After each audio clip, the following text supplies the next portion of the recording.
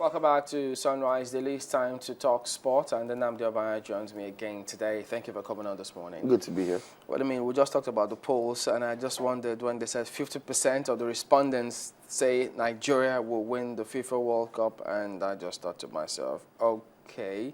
But I mean, this is just a scientific poll. I actually like that you asked what the follow-up question was, as in why do you think Nigeria would win? You know, I'm wondering myself, what's the stratification method? How did you choose your sample size? How did you get Nigeria as the obvious choice? I mean, I think one of the most scientific methods applied to this kind of things, who win the World Cup. Usually the bookies have it on lockdown. The betting houses have it on lockdown. They know how to calculate these things. And I think our odds are somewhere around 1,000 to 1. Oh, dear. So, first of all, we have to beat Bosnia. We have to beat Bosnia and get a result against Argentina. But can we do that? Because from what we read, there's division in the camp already. What's going on? Have you heard anything? The division started early on and had been denied. That was when the Mikel Emenike bust-up happened and said everything was calm.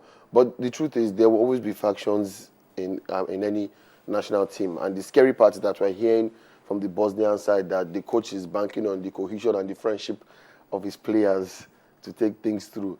That they are one bunch of uncoordinated miscreants. They commit pranks together, they play together, they hang out together, and they're coming against the Nigerian side where they and that disjointed disunity that is within the Super Eagles, you can see it on the pitch. I was complaining watching their match against Iran that there was no cohesion and there's no respect for anybody as a leader on the pitch.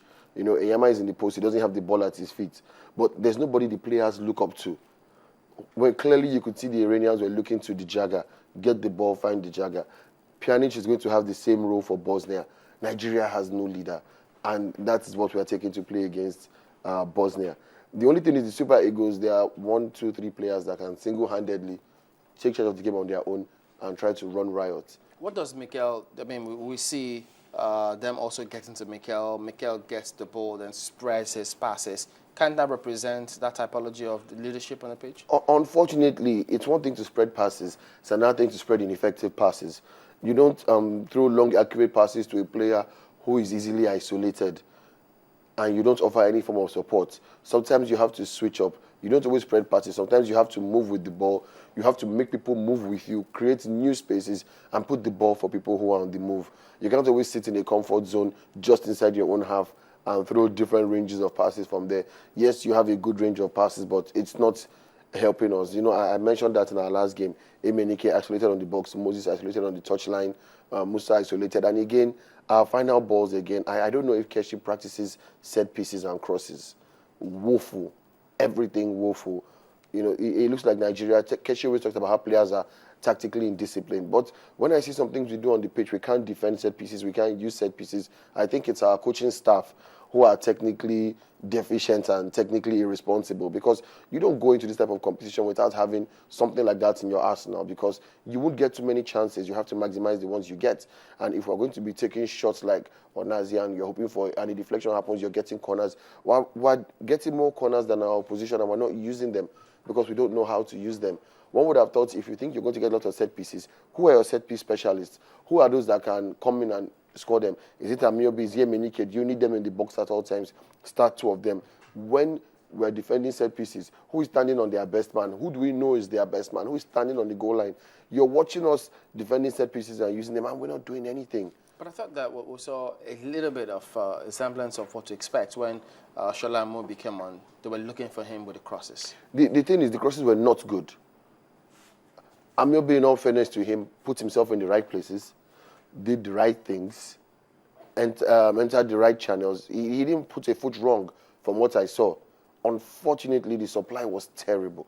Or is it that the supply was terrible, or that the defense of the Iranians were also up to the task? Remember that last-ditch clearance where he was at the just near end of the post? And, that's Amiobi moving into an area to make a defender think about his positioning.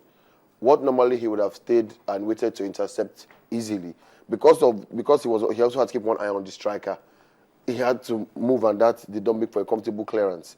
So it's all the movement of the striker that can make a defender think. So if Emenike and maybe are doing their jobs up front, making defenders think, it's now up to our midfielders, our wingers, our wingbacks to maximize these things, and we're not. We saw FA and Oshinowo many times running out of pitch. You give them a through ball and they run straight out for a goal kick. You know, they've not practiced this. They've not practiced, like they've not even practiced crossing on the run. Something people practice at secondary school level. But these guys are professionals. They're professionals, but what is it in camp that is, what is our structure? What is our tactic? What is Nigeria known for?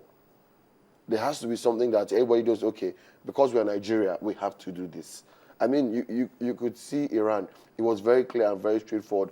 No matter what happens, a certain group of people would not cross the halfway line except for set pieces. No matter what happens, some people have to go and win the ball backs. Jaga and their top striker, Gunet Jihad, you know, they're not expected to come back and mark. You rarely see them do that. But those who have to win the ball, like of Hedera, know they have to win the ball, and they do it. Nigeria don't have those kind of rules. Could that be a strength in disguise when teams don't know what to expect from Nigeria? It would have been if Nigeria themselves knew what to expect from Nigeria. Unfortunately, we ourselves don't even know. I'm very. There are some things that are predictable. You know, you watched the England-Uruguay game yesterday. Very predictable. Suarez was half-fit. Coaching masterpiece. He did not even let him get involved in the play. All he was told to do was stand on the shoulder of the last defender and play like a conventional centre forward. Even though we know he can have the ball to his feet, he can make runs, he can disturb people. You're half-fit. Stay with the line. And he paid off 2 goals. Let Cavani cause all the trouble. Nigeria, what is it? Where do you see a coach's impact? Something should be predictable. You know, at a point, I thought I was saying it, when Moses and Musa move forward, we have wing-backs overlapping. So if wing-backs are overlapping, shouldn't that mean that we should flood the box? I mean, if Moses goes forward and Ambrose overlaps, or Oshinowo overlaps, shouldn't that mean that every midfielder, every forward player, and every winger from the other side should flood the box? So that when the ball comes in, they are not supposed to challenge for the box. And then the late runners like Mikel should be on the edge of the box. But no, you find us taking a cross and Mikel is still in our own half. So it's these little things that I don't know. Are they telling them, even if they're professionals and they should know, it's fine. But as a coach, what is the instruction? We heard Keshi say Osaze did not play to instruction. What if that was a strategy to fire him up and say, listen, if I'm going to start you, then you need to bring your A game? The last time Keshi said somebody didn't play to instruction, he dropped him. That was Ike Uche. So, so he may not even play. He might want to start him on the bench again, or not even give him playing time in this match. You never know. How come so many other people think that they thought it was Osaze who breathed life into the... What we saw was just energy. Osaze came in with energy. But even I have to agree that he was doing a bit too much and didn't exactly gel with the team. He didn't make himself a fulcrum. He was meant to drop in the hole behind the strikers. Everything from the midfield, play with the strikers, be a nuisance on the edge of the box. And when you can, get into that space. Just like we saw Rooney do last night. The moment Story dropped off and they dropped the ball in the box, Rooney was there. That's what Osaze was meant to do. Drop in the hole behind the strikers on the edge of the box. You're the first early runner if the ball misses the strikers. You're the link between the midfield and the attack. If Mikel throws a long ball, Emenike is backing up defenders, you're the guy who should be there to receive the ball from Emenike, take a shot or play a 1-2. But when you start trying to go on your own, playing like a winger and you're in the center of the pitch, you're doing a bit too much and you're not helping the cause. Should we also not forget that, look, it's a crazy World Cup.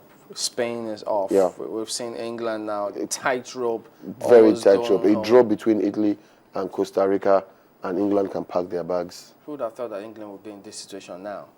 Who would have thought that Costa Rica would be in this situation either? And then Uruguay. Uruguay are not exactly in the best position yet because they still have a negative goal difference, they of -1. So they're not. So if England beats Costa Rica, if England, first of all, Italy has to beat Costa Rica today.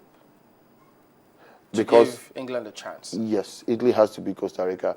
Moment Italy does not beat Costa Rica, then England is, because if Costa Rica beats England, it means that England will now have to depend on Uruguay beating Italy. It becomes funny, and they now have to face Costa Rica, and the problem now is that the moment they face Costa Rica, they only have a chance for 3 points. England only have 3 points left in the World Cup. There's nothing else they can go for. And then even Brazil got a draw in their last game against Mexico. A match that people thought, look, that should be a walkover for Brazil. It wasn't. That's if you rated Brazil very highly. I didn't. You didn't? No, I didn't. I've said it.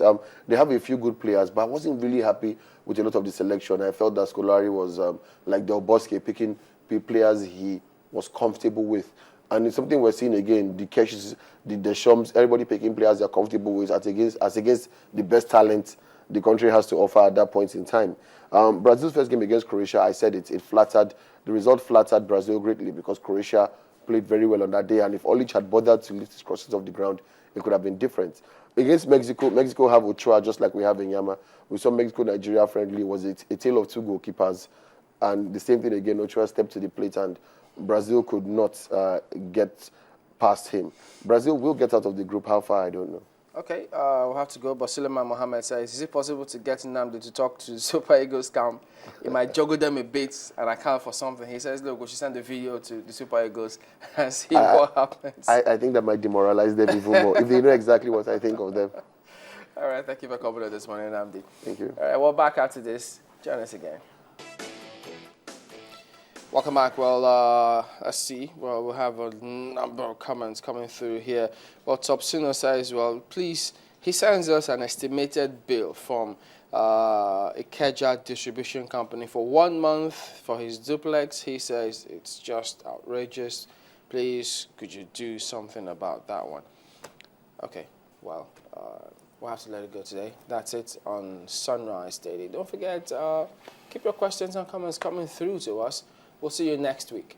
I'm Chamberlain also. Well, we have some very interesting bets going on here. And it has everything to do with the World Cup and Nigeria winning. I thought you forgot. I will never forget such a thing. And I promise I will tell you when eventually it happens. But that will be all for this weekend, for this week, I guess. Oh, yes, for this week, so thankfully. For staying with us. I was going to say that we still have one more task ahead of us, and that's going to happen tomorrow. We're starting from now. The bets she talked about is starting actually tomorrow. So let's see how it plays out from tomorrow. Then Chamberlain's also on the marks. As you say, on your marks, so he's on the marks. I'm Neil Tegbe. Thank you for watching. Bye-bye.